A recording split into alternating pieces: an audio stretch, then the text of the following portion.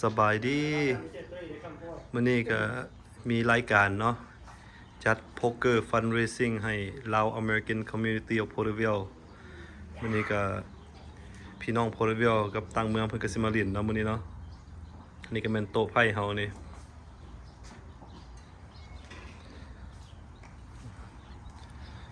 ทางพี่ก็กำลังเฮ็ดบาร์บีคิวทางพี่เจ้าของบ้านอันนี้สบายดีจังกี้สปอนเซอร์เฮาได้นี่เพิ่นเล่นอยู่เฮือนเพิ่นมื้อนี้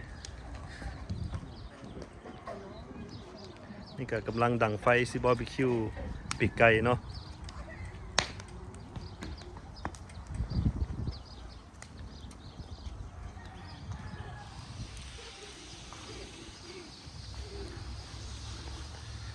เข้ามาเบิ่งทางในว่ามีหยังแน่เนาะ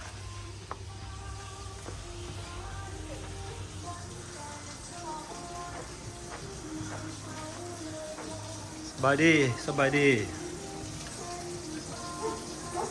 Hi. ตอนนี้ก็มีปิ้งเนาะปิ้งไตปิ้งหัวใจไก่เนาะนี่เนาะ But can you look at the right? ปีกไก่อันนี้ What's at the back right there? Okay. นี่ก็เป็นไก่เฮาสิปิ้งใส่เลมอนกราสเนาะใส่หัวสีไข่แล้วก็สิมีตำข้าวปุ้นมื้อนี้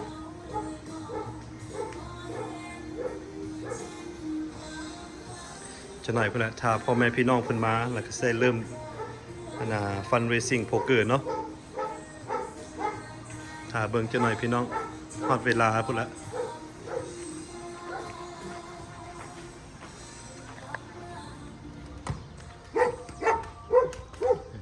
ดังไฟถ่าอยู่ตอนนี้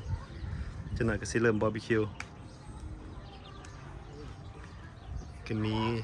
เครื่องในเนาะต้มเครื่องในจำเจียว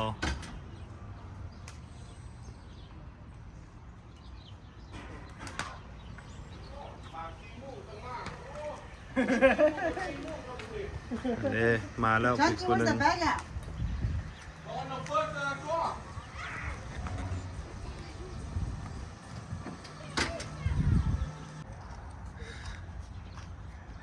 นี่เด้ the best dealer in town มาแล้วเห็นบ่นี่ One player one play poker มาเด้อไปกันได้เงินมาเด้อ มาเล่นโป๊กเกอร์เนาะมื้อนี้เนาะ จะเขาบอกหาโมงเนี่ยไปหาโมง เวลาคนเล่าเลย ใครด้วยบางทีโอ้ยเรื่อง ก็แม่นแล้วเนาะ4 โมงก็ถึกโมงแล้วนี่มาพอดีเลยเนี่ย 4 โมงกว่า มาซอยเขาเฮ็ดกันตัว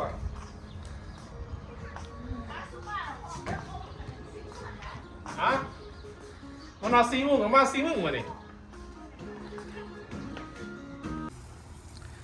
เด้อพี่น้องกำลังสิบาร์บีคิวพี่ไก่พี่เจ้าของบ้านเพิ่นเอือบให้พี่ใส่หัวสิงไข่ใส่เรียบร้อยมีแต่แซ่บๆพี่มาเด้อพี่น้องเครื่องในไตไก่หัวใจไก่อยู่โพเดวิลก็มีเด้อบ่แม่นมีแต่อยู่เมืองลาวได้นี่นี่เห็นบ่มาเด้อผู้ใดสนใจมาโพเดวิลสิปิ้งสู่กินเนาะกินอยากกินเป็ดก็ได้เนาะจังกี้เนาะ เป็ดแน่จัง เออมีเป็ดมีหยัง มีเบิร์ด อยากเล่นโป๊กเกอร์ก็มาตั้งไฮโลดมันบ่ ปลาคังกันต่อมา เออ ปลากระเทียมกันต่อมา เออเฮ้ปีกไก่เฮ้มีแต่แนวแซ่บ ไปห้างเนี่ยมาแล้วกดช็อตเจอนะแม่ ๆเฮนเนสซี่ ก็วันนี้ก็ไปเดอะติ้ง เฮนเนสซี่พี่ อันนี้ก็ไปเดอะปัดช็อตเจอ เฮนเนสซี่เด้อพี่น้อง no but small but very short จะได้จังกี้ฮะมื้อนี้เฮารายการโป๊กเกอร์เนาะมื้อนี้เนาะ หาเงิน จัดนิวเยียร์ซอย หาเงินเขานะเฮา สมาคมพอเนาะเซาหนุ่ม ต้องคมเศร้านุ่ม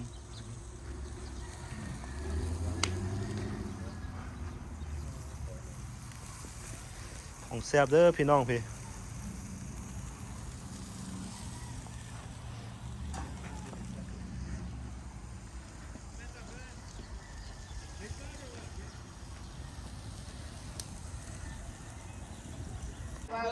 พ่นก็บ่ได้เสียบจักของเฮาเป็ดเอาพ่น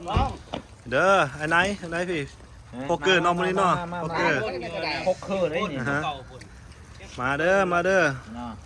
ไวเซเลียเพิ่นออนเดอะเวย์เพิ่นวะ อย่าว่าเฮาหลักแหวนได้นี่นะ โอ้ มีแหวนวงเดียวนี่นะอย่าว่าเฮาหลักแหวนก็เด้อ ของ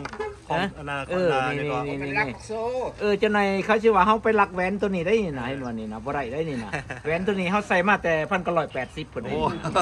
เนาะ ออริจินอ เอา ล บ่ได้ เนาะ ก็เห็นเนาะไผมีแม่นบ่ โอเค ไผมีในโพลเวียนี่ฮะนี่เห็น อา บ่ วุธอาวุธเด้ ฮะ อาวุธ พี่เต็ม แม่นบ่ อันนั้น โอ้ยสิมีอีหยังดีเนาะ ปิ้งเนาะปิ้งกินปิ้งเครื่องในปิ้งไต โอ้ นี่ได้แล้วมึงน้องเจ้าชิมมันไปโลดอืม อันนี้ก็กำลังบาร์บีคิวเนาะ ว่าให้หลายๆบ้างมวนแน่เขาไล่อยู่ โอ้ดีแล้วเรา มื่นเพิ่นว่า มันยาง มาเด้อซุปเปอร์โบว์ โอ้จะคือหวานบอกหวานแต่วันนี้ ว่าเพิ่นจะเอาเพิ่นจะเอา ใส่ผัว ซุปเปอร์โบว์เนี่ยเพิ่นจะเอาซีรีส์ติดสตูตันนะ กินน้ำสไปร์นะมึงกันแหละ ทำจะใช้คือหลายโบโบท่านสนะ ขอหวาน ผู้ใดซิวินซูเปอร์โบว์นี่ ฮะ เอาผู้ใดมื้อนี้มื้อนี่ จะของนี่เอาบท2ทางเลย เออ ไปว่าให้ซ้อนทางว่าให้ 2ทางเสียได้บ่เสียเลย เสียชื่อ เสีย เสียชื่อ เสียอันเดอร์โอเวอร์ดิเอา2ทางนี่เขา ส แส อง ด ทาง ง มันแบบเวลาโอเวอร์สองทางเอาป่วยรวมกัน เอาซิงเดียวเอาทีมใดซิงมื้อนี่ว่าจังได Vegas เอาเวกิสเนาะ I go against all the public ตำรันเด้อ อีเบบี้แห่งคอมเพลงมาไปใจก็ไม่ได้ยี่แถมนี่รถติดอยู่บางแซน ของ แฟน เจ้าหวาน ช่างคุณนะ แค่นี้มันจะได้แต่เฮา ไปเอาเลยไป ทราฟิกพี่ลึกเนาะ ทราฟิก ของหวานตั้มหรือไปเอาไห้ ตามเอาไปเลยมันว่า this week เลย มาเบิ่งปิ้งเขากันเนาะใกล้สิแล้วละปิ้งเขา มาจับ ทุกคนมี this morning สบายดีพี่น้องปิ้งเนาะจันลินโป๊กเกอร์ได้นี่มาเด้อเพิ่นว่าผู้ใดอยากอยากเล่นโป๊กเกอร์นี่ ผู้ใดอยากรวยก็มาเด้อว่าซั่นขาใหญ่ใช่มั้ยจะไปเฉลี่ยได้บ่เนี่ยน่ะเล็กตันฟอร์มเฉลี่ยเลย เอาทิมหุ่นหนักมันเอาขึ้นอยู่ มันดีแล้วประหยัดซอยมึงน่ะ ปิ้ง ไผ เนาะ ประหยัดซอยอ่าว มาถึงแล้วอีนี่ มาเงินป่าเมาไล่เป็นของขายขาดที่จะไก่ชัวอยู่ได้อยู่เอาจะไก่ เขาจะวิดีโอจะได้ เฮ้ยผมวิดีโออยู่ได้นี่จะไก่ชัวอยู่แล้วขาดแล้ว ได้บ่เสียสัจจะด้วยนะว่าต้องเอาว่าซั่น มันเอาไปเลยสั่น จำเป็นเด้อเนาะจำเป็นแล้ว ไก่ชัวบอกไล่ เอา อยู่ คนพาไปคาสิโนหั่น มาสัก4 ชั่วโมงวะมาเจ็ดมือ พาไปคาสิโนเอาอยู่ มาทนเงินบาทนอนอยู่เพื่อน เขาว่าบ่ไฮแลนด์เขาว่าไฮแลนด์99เขาบ่ไฮแลนด์101 เป็นยัง เอ้า มึงมี เขา ทาง เก่า ลอย มันบ่มีหน่อยนี่ไม่เอาสิบเก่าก็ปันโอวันไว้ เข้าใจ พี่เวนาดีไนดิ โอวันอยู่เด้ บ่ตลกกันเนาะพุ่นแล่นร้อยบ่ได้แล่นได้แต่99เพราะว่าฟีเวนาดีไน จะเป็นคนไหนน่ากินเบียร์วัน ได้37แล้ว เนาะ โอ้ บนแล้ว พี่น้องโพเดเวลเนาะเพิ่นกำลังนั่งซุ่มแซวกันจะหน่อยสิเล่นโป๊กเกอร์ อันนี้น้องกดมันบ่ ตำร ได้ วจ จอด พูดก็ว่าโอ้ยก็จะบอกเขาไปกับ19ได้เลย เจ้าของไปสู่เลย นี่ก็กำลังนอกโป๊กเกอร์เกมฟันเรซิ่งสนใจฟันเรซิ่งโป๊กเกอร์เด้อพี่น้องอยู่โพเดเวลมื้อนี้ทางไวเซเลียเพิ่นก็มาเนาะอเล็ก เราก็ได้ในคู่เท่าเลยดิไม่บอก อเล็กจากไวเซเลียเนาะมานี่ก็ทางโพเดเวลเนาะนี่เนาะ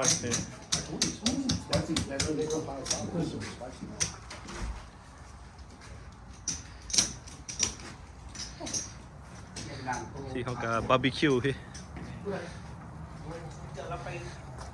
บาร์บีคิวเนาะโอ้ เห็นหงอยู่วะเห็นอยู่วะ บาร์บีคิวปีก ปันใดเนาะมา ปีก ไก่ ไก่นะฮะ บ่ฮู้ว่ามันชุกบ่หรือว่าจังได๋ เอาไฟมาใส่ใหม่เนาะโอเคย้ายไฟมาย้ายไฟคนก็กำลังมาเนาะพี่น้องพี่เพิ่นก็กำลังเริ่มกันเพิ่นเฮ็ดเพื่อนิวเยียร์เนาะใส่ซองใส่หยังให้เด็กน้อยแล้วก็เฮ็ดนิวเยียร์อยู่โพเดเวลพี่น้องไวเซเลียพี่น้องโพเดเวลเพิ่นมาซัพพอร์ตคอมมูนิตี้พวกเฮา กินเหล้าอยู่บ้านมึงเด้อ หารายได้เพื่อนาจัดงานนิวเยียร์ของโพเดเวลเด้อพี่น้อง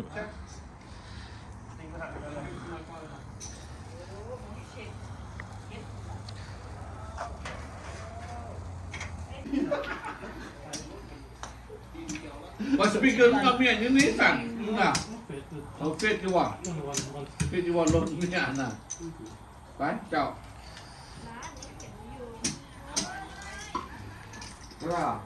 10 ดันลุงจะไปลุงจะ10 ดัน โป๊กเกอร์ฟันเรซิ่งพี่น้องอยู่โพเดเวลเด้อนี่เด้อนี่ ไปบอกร้านเคย3 ขาโอเค เอานี่วะ Yeah, only one. Nobody give me money. ไปไป วายวาย ไปชิโร่พิกอัพ อันไหน ไป ไปกับช่าง ไปใช้ข้าวแล้ว ไปพวกโพสต์ออฟฟิศ ไปใช้ข้าวไปชิโร่พิกอัพไปไปเดินเซ่ให้หน่อย มวนซืนกันมื้อนี้มวนซืนหารายได้ซอยคอมมูนิตี้เนาะมวนซืนกันมื้อนี้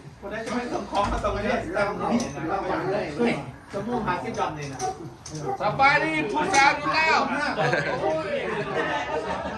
นี่ทางพี่ก็นั่งฝิ่งไฟเนาะทางนี้เนาะ โอ้เห็นแบกบนนี้แจ้งดีบ่ โอ้แจ้งดีขนาดเลย โอ้แจ้งดีสบายดีสบายดีออกเฟซบุ๊กอีกแล้ววันนี้ โอ้ออก YouTube พุ่นแหละไปทั่วโลกอันนี้ไปทั่วโลก ดังไปทั่วโลกแล้วนี่ ออกไปจะไม่แฟนเก่าเห็นเขา โอ้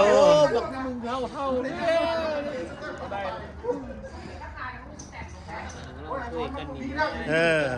นั่นแหละ กันลงกันนี่ได้มันสิมีชีวิตชีวามีบรรยากาศ บ้านเฮาเนาะ บ้านเฮามีม่วนมีชีวิตนี่ได้ก็ เอาตาม คุยกันแหละ เป็นเมกบันนี่บ่เมกบันนี่บ่ อาจารย์นะนี่อาจารย์คีย์บอร์ดเด้อนี่เด้อเห็นบ่อาจารย์นะนี่เขาเห็นนะ อาจารย์เตาเด้อพี่น้องคันผู้ใดเห็นเนาะคนหลายเมืองเลยอยู่ซานดิเอโกก็อยู่อยู่หลายรัฐอีก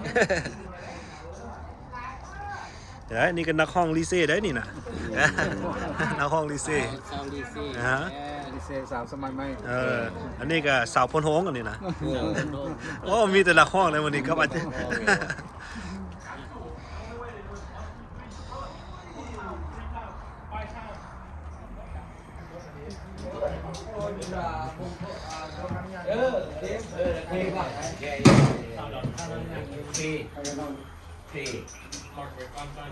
เดี๋ยวลืมแน่ เซียโด13 มืออื่นเด้อมืออื่นซุปเปอร์โบว์พี่น้องมืออื่นนี่เนาะมื้อนี้นี่พรีเกมก่อน นิวอิงแลนด์วินแล้วได้ดอกนิวอิงแลนด์พุ่นน่ะ คือนี่เขาสิจอดมาเบิก นิวแลนด์โลละ มาให้ เสียดูอีกเอาเบอร์ตัวสุดท้าย พอได้หันเข้าเมื่อไหร่ 10 ดอลลาร์ เอาเงินมาเลย นัมเบอร์กันนี่ เบคแคนเบกมันนี่ all in Australia นะเรา He's not straight. He's yes Australia ผมเคยมีตอน Australia นะ แปดแล้วเนี่ยคุณน่ะ can't afford join 2 pair. Australia I can't ฟัง afford. เข้าไปมันเป็น ว้าว นี่บอกเข้า Huh? I got Jack 6 I have to เอาบอกเขาไม่หลายคนโผล่ I can't afford. ห้อยจังกี้วินเนอร์บ่นี่วินเนอร์ไอ้เขามาขาวเลยเด้อ ไอ้เขามาขาวเลย เด้อ ห้อยเล่นมาหลายปีหาก็เห็นเทื่อเดียวได้กินนี่ล่ะ โอ้ย แต่งเนี่ยเด้อ เงินทอนเงินมาแต่งเมียได้น่ะ ผมพูดชื่อวะผมยิงให้ผมปี โอ้ เห็นไอ้จอยเนอะ โอ้ มันดังเมื่อมันน่ะวันที่ผมเก็ตโบชื่อหมอสื่อวันที่ผมเก็ตน่ะเห็นไอ้จอยมันอยู่ที่ผมปีน่ะชื่อหมอ เด้อพี่น้องโคเดเวลเนาะมาซัพพอร์ตคอมมูนิตี้เฮานี่แหละไอ้น้องเฮา ใครเอาคนนอกเมืองนะแม่ ถ่ายเลยเนาะ อะไร thank you I couldn't fall I got straight the radio I know. but too many people ไวเซเลียนี่ไวเซเลียเนาะ That's why too you. many people you give me too much too much อ้าวออินกันได้ดิ